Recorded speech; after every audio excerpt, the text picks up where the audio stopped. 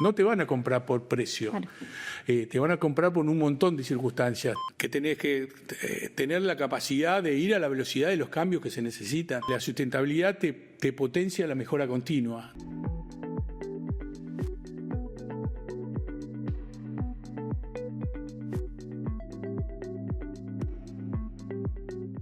Esto es CR Talks, el podcast donde hablamos de sustentabilidad empresarial con datos, gestión y decisiones concretas.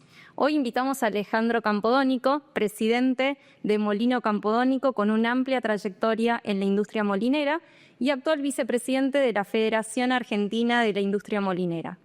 Bienvenido, Ale. Te vamos a tutear, Ale, ¿puede ser? Sí, bueno, sí, nos conocemos hace bastante, trabajamos juntos, así que, bueno, gracias por la invitación. Para nosotros, toda oportunidad que tengamos para comunicar es algo que nos dinamiza y nos permite mostrarnos de dónde venimos y un poco mostrar la realidad de la industria, ¿no? Un placer, Ale. Y para empezar, nos encantaría que nos cuentes qué se siente y qué implica liderar una empresa de 138 años de historia, ¿no?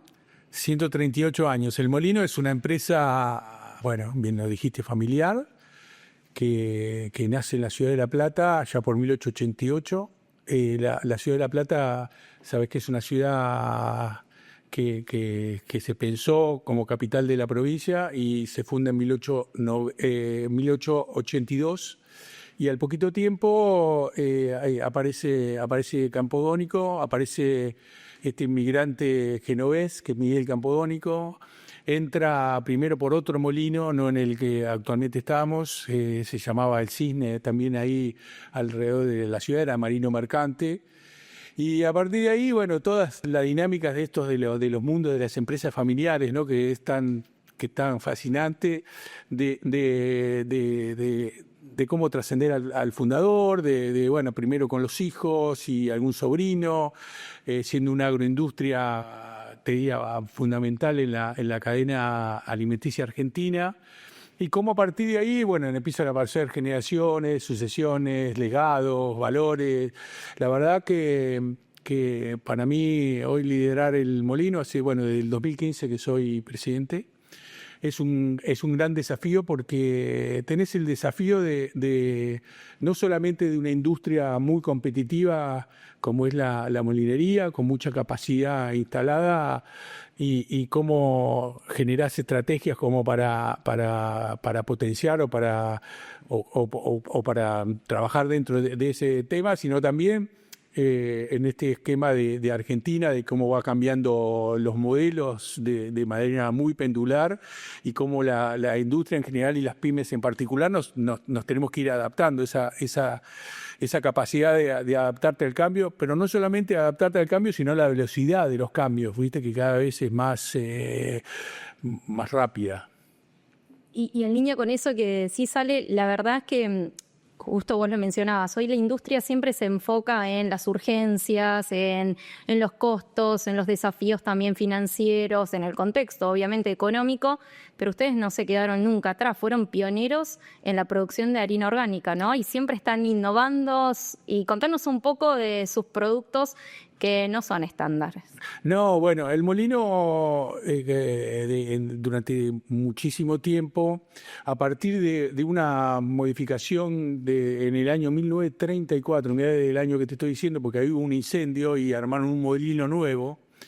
Trajeron un molino inglés y ese molino inglés tenía una particularidad dentro de lo que nosotros llamamos ese diagrama de flujos, que es un molino de diagrama largo, es decir, que las moliendas y los productos que van saliendo de esa molienda van pasando por un montón de... Y eso permitió, entre otros temas, empezar a buscar al artesano nuestro, que es el molinero, empezar a buscar distintos tipos de productos. El molino toma la calidad como uno de los base, ¿no?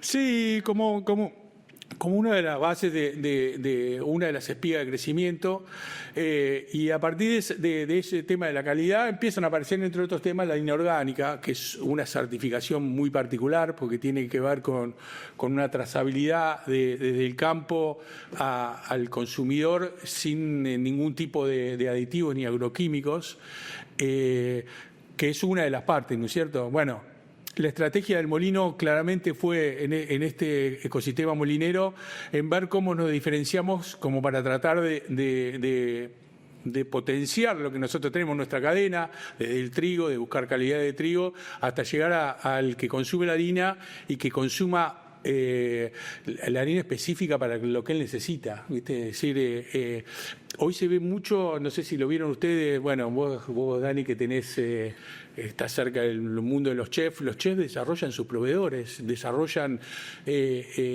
sus proveedores para tratar de que el producto que ellos hagan cada vez salga de acuerdo a lo que ellos imaginan y que no tengan ningún tipo de frenos ahí, ¿no? Sí, hacer productos únicos. Y ustedes trabajan mucho en eso, de harinas de especialidad a medida, como decís, también trabajando de la mano de chef. Y ahí te pregunto algo, Ale. ¿Ustedes se adelantan a los pedidos? ¿Se adelantan a lo que se viene? ¿Ven en el futuro que las preferencias del consumidor están cambiando? ¿O responden ante una necesidad específica? Te diría que parte y parte. Es decir, es indudable que las empresas tienen que innovar constantemente para tratar de transitar estos momentos que te toca transitar muchas veces. Y una parte es eso, es decir, porque la industria en general, trabaja con protocolos de calidad bastante estrictos y vos tenés que cumplir esos protocolos. Pero esos protocolos de calidad muchas veces el que te hace medialunas no lo tienen. En realidad eso es mucho más empírico. Entonces ahí tenés el doble desafío. Primero de lograr ese producto que el que hace una medialuna, el que hace una croissant, el que hace una pasta fresca o el que hace un panificado especial o el que, bueno, ese tenga primero la calidad constante durante el tiempo, porque uno entra en procesos productivos que si bien no son continuos, entras en un esquema de sucesivo. Entonces, si todo el tiempo le vas cambiando la calidad, es como que el productor se vuelve un poco loco. Eso por un lado. Y por el otro lado, esto que yo te digo, es decir, yo quiero hacer un pan dulce, ¿cómo puedo hacer para que ese pan dulce que yo tengo soporte determinada hidratación, que después la miga quede entre húmeda y, bueno, mucho tiene que ver con el proceso en sí y mucho tiene que ver con la materia prima. Y en eso es donde nosotros puntamos. Tenemos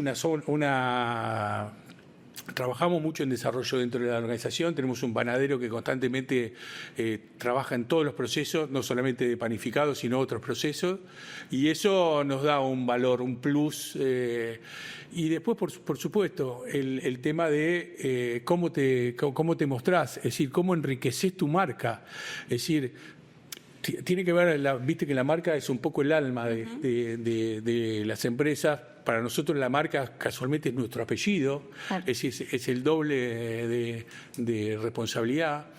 Y esa marca es cómo te ve el mercado, cómo cuando necesitan algo distinto te vienen a buscar, cómo lo acomodás, cómo generás no solamente el producto, sino el servicio acorde a lo que necesitan. Es decir, es todo, la verdad que hay un dinamismo muy grande.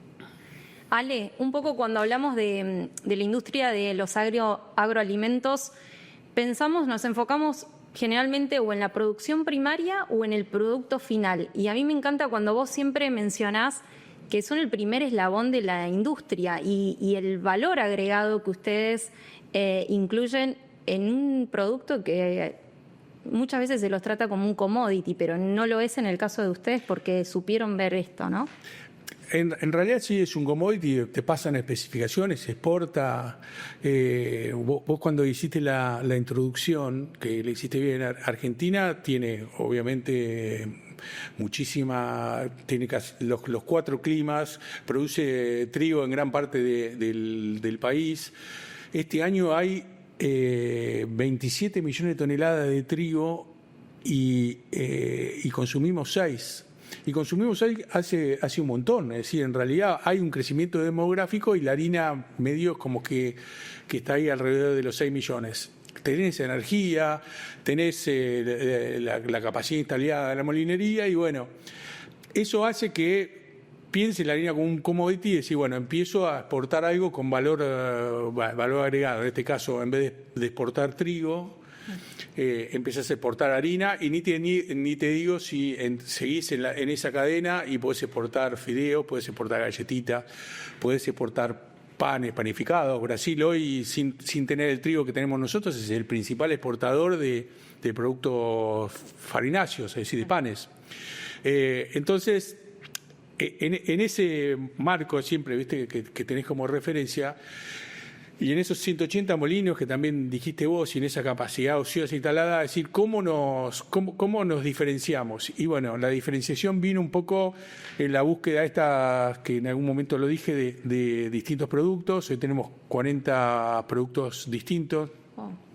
Tenemos lo que llamamos la familia de productos, tenemos toda la línea orgánica que le pusimos raíces, es toda una familia de productos, le pusimos raíces, nos encantó la marca, hicimos una encuesta interna porque tiene que ver un poco con el vínculo con el suelo, pero también de dónde venimos, ¿no? Esto es siempre el orgullo de pertenecer a la familia molinera.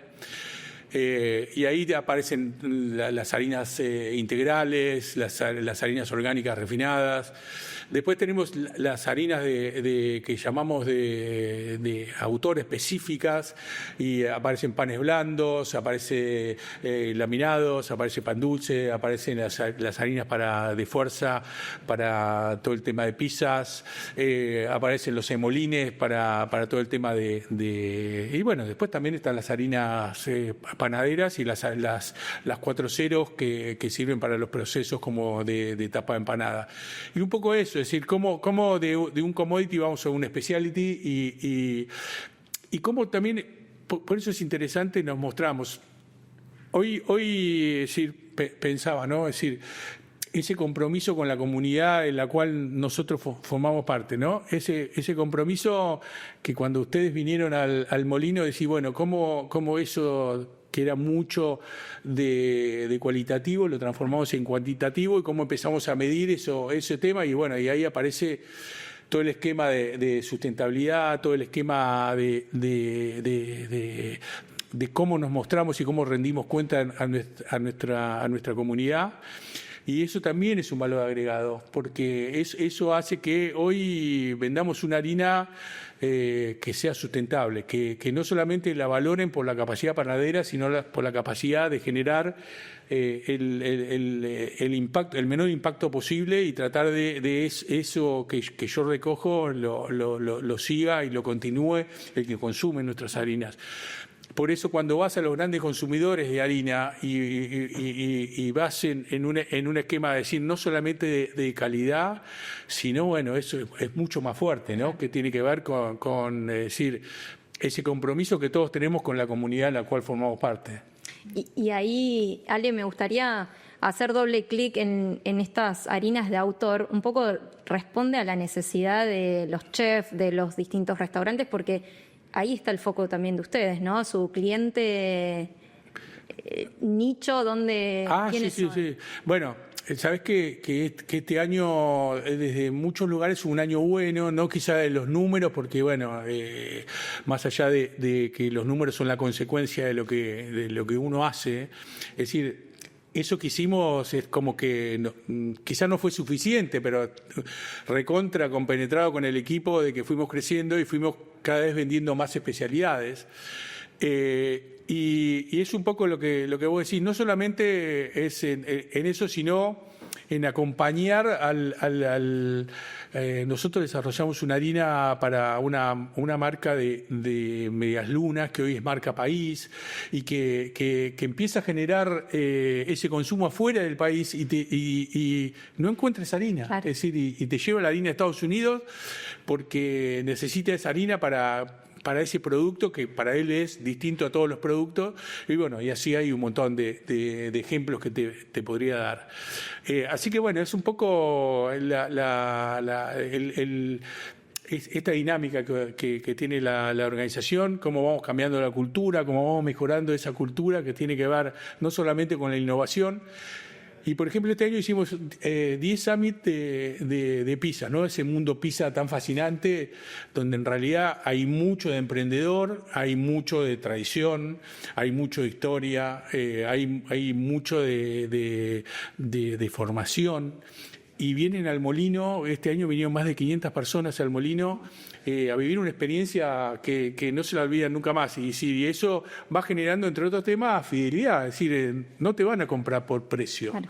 Te van a comprar por un montón de circunstancias, porque entienden, nosotros tratamos en esos momentitos que tenemos, es toda una mañana muchas veces, donde terminan comiendo lo que ellos mismos hicieron. Cómo, de dónde viene, qué es el trigo, de dónde sale la harina dentro del trigo, cómo se pela un grano de trigo, cómo las distintas moliendas hacen que tengan distintos productos, y no terminar en una receta que tiene que ver con por supuesto. Entonces, si yo en una experiencia te digo, lo logramos, es decir, nosotros hicimos lo mismo con el almacén del Molino, es decir, cómo abrimos la comunidad, cómo la comunidad nuestra puede recibir la misma harina que reciben los panaderos, y abrimos el almacén del Molino en un rinconcito de la manzana ahí en La Plata. Bueno, lo mismo con el tema ese. Y bueno, nada, vienen emprendedores, vienen pizzeros, vienen clientes. Y va generando, y bueno, y hoy te quiere acompañar el que hace mozzarella, entonces el que tiene una buena mozzarella dice, che, cuando hagan esos cosas me encantaría que prueben mi producto, y viene el del horno y dice, che, mirá. Empezar a trabajar en equipo, ¿no? El empezar a sumarle valor a todo, entendiendo que es una cadena de valores, ¿no? Como la palabra lo dice. Y son alianzas y son sinergias, claro, es un poco que nos muestra Ser Empresa B, ¿no? En este caso más en el micromundo nuestro, pero es eso, ¿no? Cómo con el de al lado buscas potenciar, y a él le sirve y a mí me sirve, y el que va a buscar un horno después te dice, no, tenés que consumir esta harina porque esta harina te va a dar más calidad, porque tiene que ver con la absorción, o que tiene que ver, bueno, nada, no entra mucho en detalle del mundo harina, pero sí en el proceso que nos permite de alguna manera ir pasando esta transición, ¿no? que estamos viviendo de esto que hablamos tan pendular. Uno a veces el empresario lo notas como quejoso, y un poco la propuesta nuestra es decir, bueno, ¿cómo transitamos este cambio de modelo? ¿Cómo todo lo que viene nos va dando un nuevo zócalo? ¿Y cómo vamos acelerando para no quedar en el camino? ¿Cómo vas acelerando un poco al modelo que se viene no solo en Argentina, sino en el mundo? Ale, y ahí te puedo hacer una consulta en este último punto, ¿no? Estamos hablando de tradición, estamos hablando de historia, estamos hablando de cultura. Mencionaste todos los desafíos que hoy implica la industria, la comercialización de los productos. Hablamos de una empresa emblema en la ciudad de La Plata con 138 años de historia. Me quiero meter un poquito en ese corazón de esta empresa familiar. ¿Cuántas generaciones han pasado por esta empresa familiar? Y si tuvieras que decir cuál fue el o los desafíos más importantes que tuviste que tomar, digo, desde el corazón de adentro, ¿no? Pensando en esta empresa familiar y pensando en ese inmigrante genovés del que hablabas al inicio, si estaría hoy, ¿no? ¿De qué pensás que se sentiría orgulloso?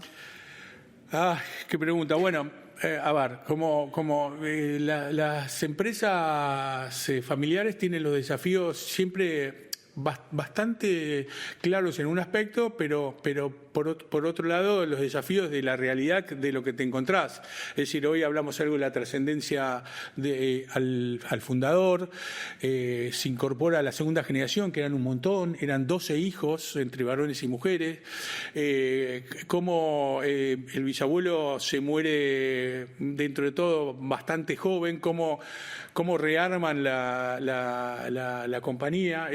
Se muere en el año 1915 y en el año 20 ya tenían una nueva sociedad de los hermanos con la viuda, con la bisabuela. Y después ese desafío, mira, ahí hubo 2 o 3 desafíos muy interesantes para ver. Hoy nosotros vamos por la quinta generación, yo soy cuarta, ¿no? La cuarta lidera un poco la vida política, la quinta es la que gestiona. Los desafíos de la transición de las generaciones es te conté algo de la primera a la segunda. De la segunda a la tercera, en los ciclos de las empresas son las que menos pasan.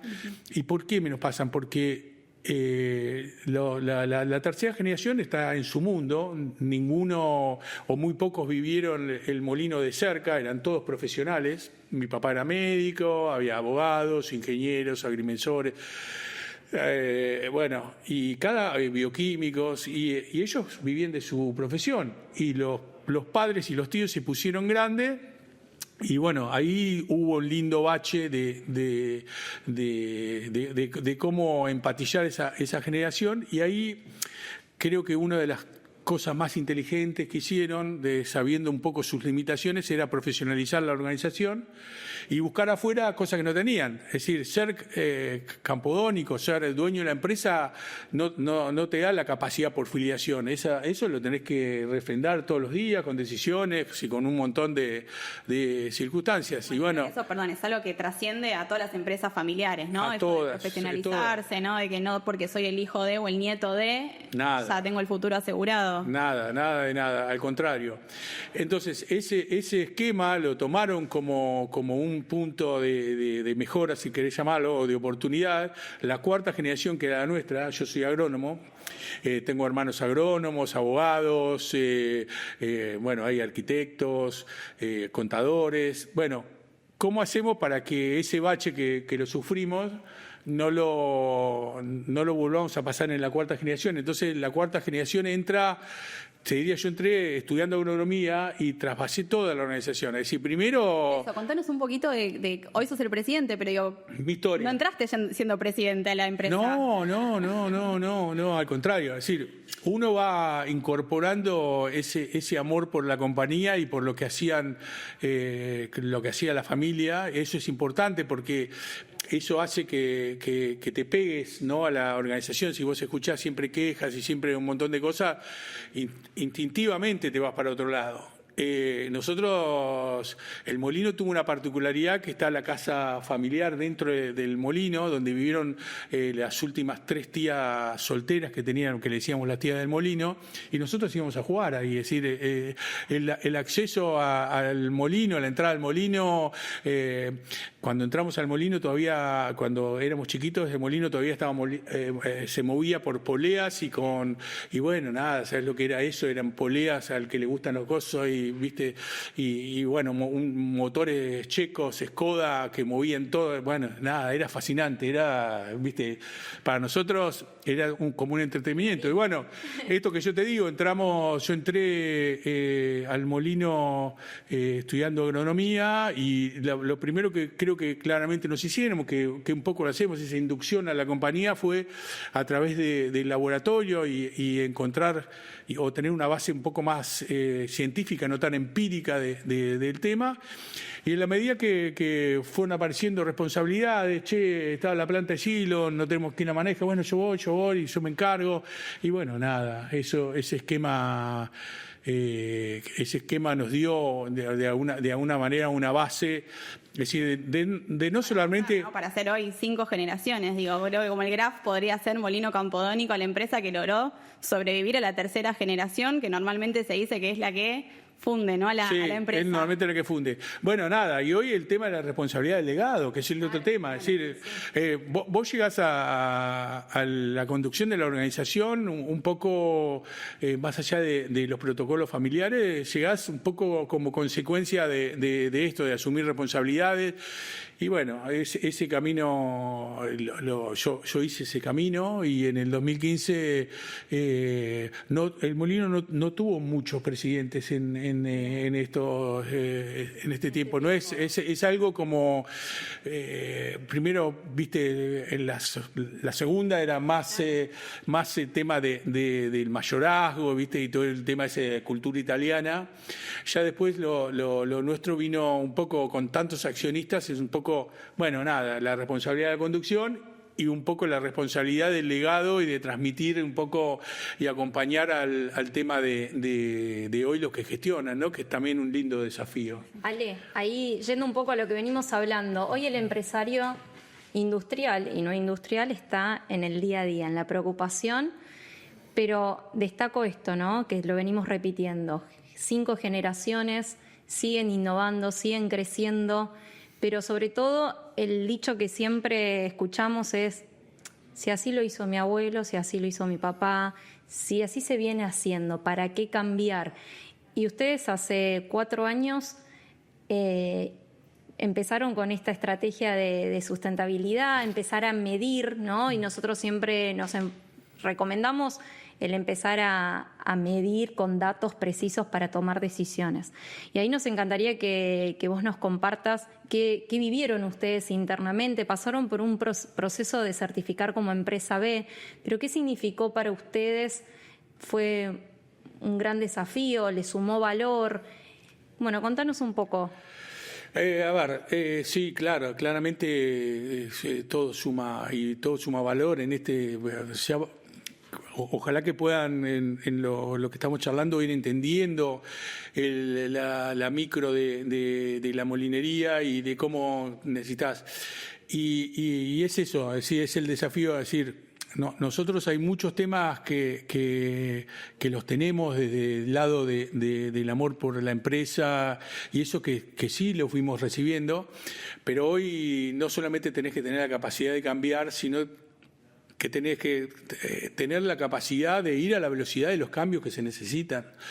Porque hoy no te olvides que formamos parte del mundo PYME y el mundo PYME hoy está en un proceso de adaptación, lo habrán escuchado en un montón de lugares, de ver cómo hacemos cada vez más competitivas las organizaciones. La competitividad vos la tenés desde 2 lugares, la tenés desde el lado del marco que te da lo que estamos escuchando también de las reformas impositivas o las reformas laborales el hacer un poco más dinámico todo, pero también tenés que trabajar mucho puertas adentro y es un poco el desafío. Es decir, yo no puedo exigir muchas cosas hacia afuera cuando yo claramente hacia adentro no hago un montón de trabajo. Y bueno, y ahí aparece en esto que yo te digo, aparece la estrategia, es decir, nosotros venimos como chipeados con todo el tema de la inocuidad. La inocuidad para nosotros es muy importante porque tiene que ver con los altos estándares de calidad para venderle a las empresas más exigentes y esa inocuidad se derrama en toda la cartera de clientes. Y bueno, la sustentabilidad vino un poco a ocupar ese esquema. Nosotros ya veníamos con una dinámica de gestionar a partir de no solamente la intuición y la experiencia que uno va teniendo, sino con datos, como dijiste vos.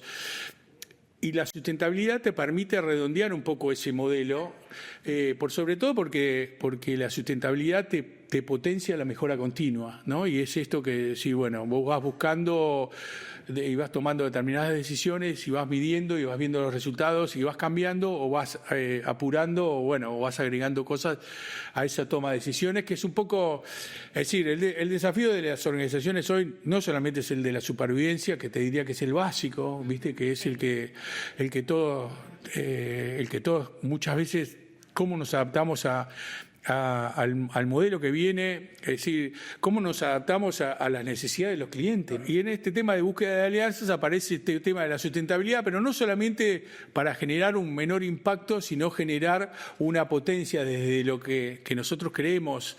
Nosotros tenemos, nuestro principal insumo es el trigo. ¿Cómo vamos a ese mundo agropecuario que cada vez es más competitivo y cada vez genera un montón de circunstancias? Es decir, y aparece la agricultura regenerativa y aparece el menor impacto a través de la siembra directa y un montón de cosas. Y cómo eso lo trasladamos a los que quieren y acompañan este desafío de tener compromisos medioambientales en el mediano plazo. Y me parece que en ese puente somos lo ideal. Cuando nosotros mostramos el modelo que estamos trabajando, las empresas que están en ese esquema y que lo vienen trabajando en sus casas matrices, en Francia o en México o en Estados Unidos o en Suiza, y vos les mostrás ese modelo que ellos trabajan allá, lo tenemos acá aceitado, la verdad que es sorprendente. Ser sustentable no es imposible. No, ser sustentable hay que trabajar en alianza, hay que seguir trabajando en la Sí, valor. sí, es tomar una decisión decisión y te diría, para nosotros la sustentabilidad fue una consecuencia, no fue una decisión, sino la consecuencia de decir, bueno, hacíamos un montón de cosas y en eso valoro muchísimo lo que hicieron ustedes desde el lado de la consultoría, el lado de acompañar y el lado de acomodar y el lado de ayudarnos a mostrar todo lo que hacíamos. Y eso es un poco lo que tienen que tener las organizaciones. Y bueno, y arrancás, decir, llegar a ser empresa B, no fue un objetivo, fue la consecuencia de haber medido y haber hecho y decir, bueno, hacemos pasantías y cuánta gente pasa y hacemos práctica profesionalizante y hacemos donaciones y a quién van las donaciones, cuáles son los vehículos que usa el molino para llegar a eso, o por qué consumimos esta energía y no consumimos esta energía y qué beneficios. Eso me encanta, Ale, cuando vos decís, que no es más cara la energía renovable. No es más cara la energía renovable, al contrario. ¿Qué porcentaje de energía renovable está operando ahí la planta? La planta está operando con un 90% de energía renovable, con un convenio a mediano plazo con una generadora. Y siempre trabajando, bueno, y ahí vas agregando circunstancias, porque aparte te permite tener una empresa que tenga cada vez más cultura, es decir, y esa cultura no solamente está dentro de la empresa, está en la sociedad. Si vos aprendés dentro de la organización a reciclar, si aprendés todo el esquema de lo que se llama economía circular, eso después vos lo haces en tu casa, lo haces con tus hijos. Es decir, los chicos ya vienen muchas veces seteados con la educación y lo ven en el colegio y eso es formidable porque es una manera de generar una cultura superadora. Pero bueno, nada, con el poquito granito de arena que vos vas... se va construyendo. Vas construyendo, claro, haces curso de RCP y ese curso de RCP no es por si hay un accidente dentro de la organización, te permite hacerlo en la calle cuando estás en la calle. Entonces, bueno... va generando valor. Sí, bueno, nada.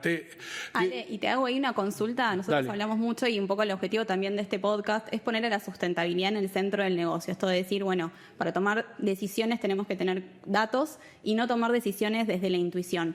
Hoy si tuvieras que decir, ¿qué decisión sabés que hoy ya no podés tomar desde la intuición y necesitas datos para poder sustentarlas o poder respaldarlas? Yo lo que te diría que hoy sin datos tomar de alguna decisión es una ruleta rusa. Te puede salir bien o no te puede salir bien. Lo interesante de todo, hoy tenés otro conflicto, que es esto que venimos hablando de la dinámica de los cambios, que es tomar decisiones. Y porque muchas veces uno no toma decisiones por un montón de circunstancias y hoy partís de una base, ¿no? Tenés determinados datos, pero hay muchos datos que no lo tenés. Está eso que hablan del liderazgo mientras tanto, es decir, mientras vos estás tomando decisiones, constantemente te van cambiando las circunstancias. Entonces, bueno, ahí tenés un gran desafío, ¿no? De tratar de tomar determinadas decisiones. Muchas decisiones que muchas veces tenés que recalcular, que tenés que ver. La sustentabilidad tiene una ventaja con respecto a esto que yo te estoy diciendo, que la sustentabilidad es una gestión de mediano plazo. Es decir, vos la sustentabilidad la vas transitando y vas viendo que en realidad es un poco, es decir, esto que yo digo de decir, buscás agriculturas que generen más materia orgánica en los suelos y que generen menos impacto y buscás que tu ecosistema cada vez esté mejor. Otras son decisiones muchas veces que tienen que ver con la gestión. La gestión hoy es complicada. Bueno, le pasa a ustedes a diario, nos pasa a nosotros en nuestra vida. Es decir, el día a día, el tomar decisiones, el ver que esto que yo les hablaba recién de que cambiaba, iban cambiando los paradigmas y bueno, nada. Y ahí, bueno, por eso... Quizá hoy yo sin estar en la gestión de las organizaciones para mí es lo más desafiante, pero también tiene el esquema de las tomas de decisiones, de potenciar, de buscar el equipo, de enriquecer el equipo. Y bueno, un poco la parte política de las organizaciones es un poco trabajar en el sector. El sector es un sector que tiene 2 o 3 ejes de trabajo claros. Uno es el tema de la informalidad, que se está trabajando un montón porque eso genera muchas distorsiones en el mercado, es decir, muchas veces no te compran por ser el mejor, sino porque... Y eso a veces distorsiona. Después el otro esquema que yo les dije, tenemos absolutamente todo, energía, campo, trigo, fierros, todo. Bueno, generemos exportación, generemos divisa porque podemos lograrlo. Es decir, tratemos de que las fronteras nuestras no sean solo de los países limítrofes, sino que sean un poco... Y en eso trabajamos mucho en la Federación Molinera. La verdad que eso también es muy motivante porque nos tiene a competidores en una mesa. Discutiendo por un propósito en común. Discutiendo un propósito en común. Y eso habla de la madurez del sector también, ¿no? Ale, tenemos que ir cerrando, lamentablemente, pero bueno, nosotros desde CR siempre decimos que trabajamos para que las empresas, hacer de empresas que trasciendan. Y la verdad que por eso elegimos que vengas a compartir este ratito y esta mesa con nosotras. Y nos gustaría, para cerrar, una frase, unas palabras de cómo hace una empresa para trascender y seguir creciendo después de 138 años.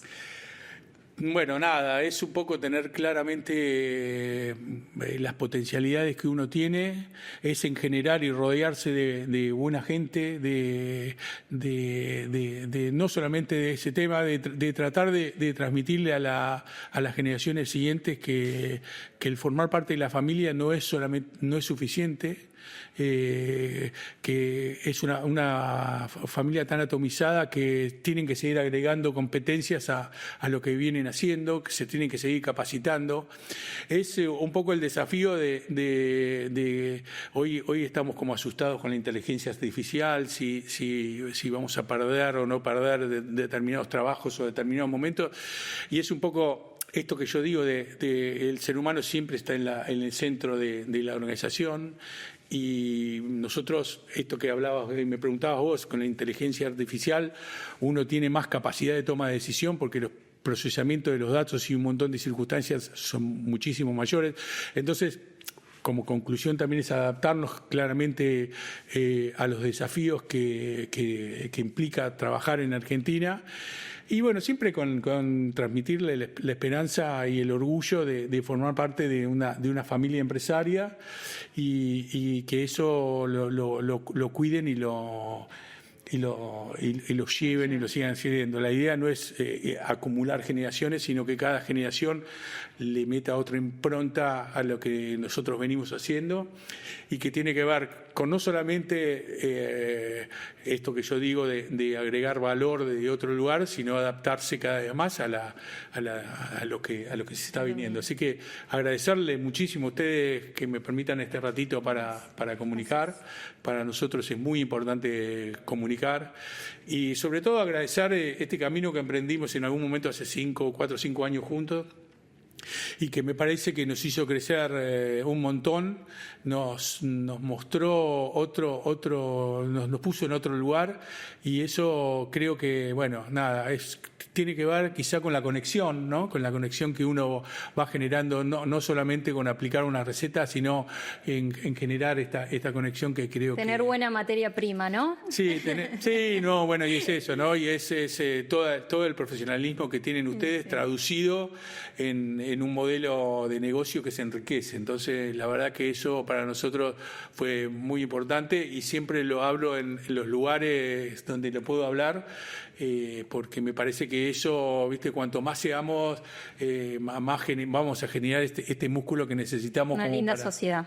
Sí, para mejorar todo. Así que bueno, muchas gracias. Gracias, Ale. Y me quedo con varias cosas que estuvimos charlando, y Dani, ayúdame un poco a pensar en una empresa de 138 años, una empresa familiar que siguió creciendo, innovando, productos, más de 40 nos dijiste, más de 40 productos diferentes, harinas de autor, seguir pensando en el negocio de manera estratégica, sin pensar en nos quedamos en el legado, sino en seguir pensando cómo adaptarse a la realidad y a los desafíos diarios.